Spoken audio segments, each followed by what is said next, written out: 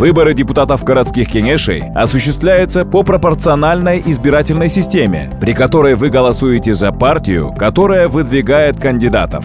Партии получат места в городских кенешах пропорционально количеству голосов, отданных за них. При этом право на получение мест в городском кенеше получат лишь те партии, которые наберут 7 и более процентов голосов избирателей. Выборы депутатов айылных кенешей проходят по мажоритарной избирательной системе, при которой избранными считаются кандидаты, получившие большинство голосов избирателей. При этом 30% мест в каждом айылном кенеше зарезервировано для женщин. На выборах депутатов айылных кенешей участвуют как кандидаты, выдвинутые партией, так и самовыдвиженцы.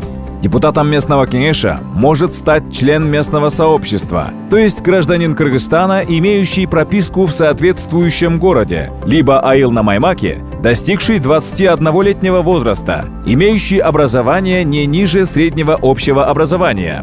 На выборах в местные кенеши имеют право голоса граждане Кыргызстана, которые достигли 18 лет, прошедшие биометрическую регистрацию, которые являются членами местного сообщества согласно отметке в паспорте о прописке. Голосуя за депутатов местных кенешей, вы выбираете, как будет организована жизнь в вашем городе, селе в ближайшие 4 года. Ваш выбор – наше общее будущее.